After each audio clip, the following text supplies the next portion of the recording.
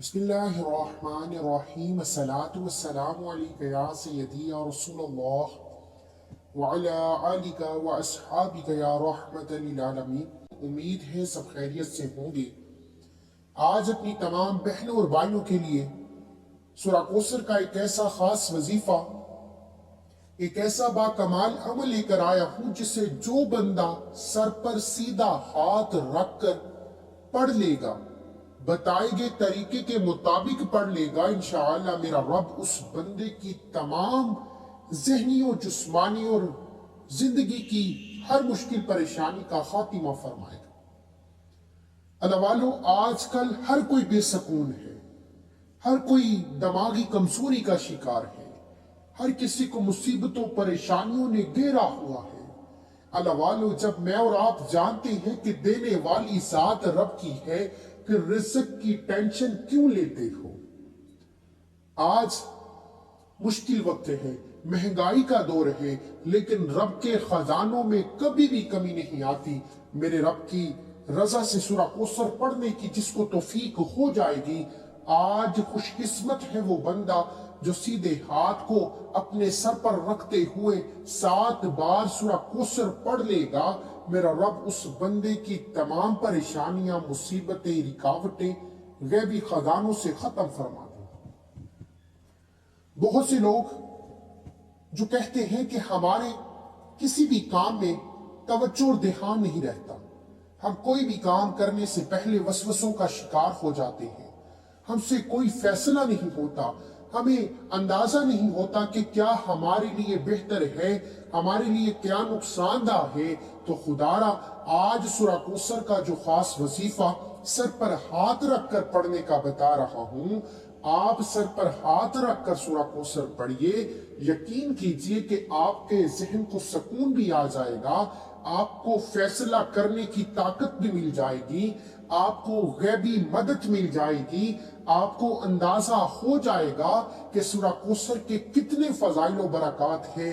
یہ وہ صورت ہے جو رزق کے دروازے کھول دیتی ہے، جو راستے سے رکاوٹوں بندشوں کو ہٹا لیتی ہے۔ آپ چاہتے ہیں کہ آپ کے ہر قدم پر غیبی مدد آ جائے، دنیا کے ہر مقصد میں کامیابی مل جائے، تو سورہ کوثر کا یہ خاص وظیفہ چھوٹا سا وظیفہ ہے، کمالات اتنے بڑے کہ آپ کے دوست، احباب، رشتہ دار دیکھ کر حیران رہ جائیں گے۔ اگر آپ میں سے کوئی ذہنی سکون چاہتا ہے، اپنے گھر سے بے سکونی، بے برکتی کا خاتمہ چاہتا ہے، زندگی کے ہر مقصد میں کامیاب ہونا چاہتا ہے، آپ چاہتے ہیں کہ آپ اپنے حق میں بہتری کے فیصلہ کرنے کے قابل ہو جائیں، تو سورہ کوثر کو سیدھا ہاتھ اپنے سر پر رکھ کر پڑھ لیجئے۔ بہترین طریقے سے سمجھنے کے لیے ویڈیو کو اینڈ تک لازمی دیکھیے گا۔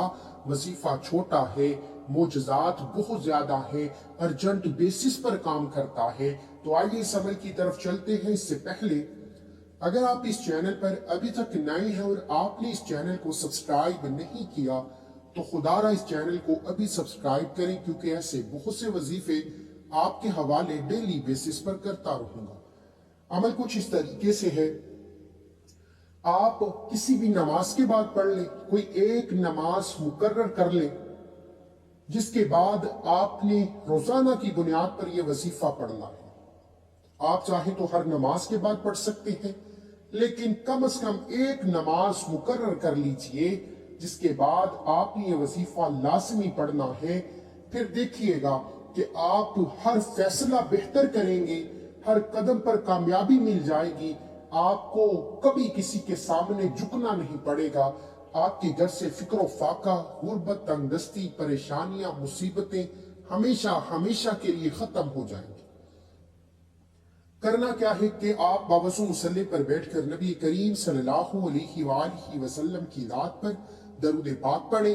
درود پاک پڑھتے ہی اپنے مقصد کو ذہن میں رکھیے، کیونکہ سورہ کوثر ہر مقصد میں کامیابی کا بہترین عمل ہے، طاقتور اور شرطی عمل ہے۔ اپنے مقصد کو ذہن میں رکھتے ہوئے سیدھا ہاتھ اپنی پیشانی اپنے ماتھے پر رکھ لیجئے اور آنکھوں کو بند کر کے پوری توجہ اور دھیان سے 7 بار سورہ کوثر پڑھنی ہے۔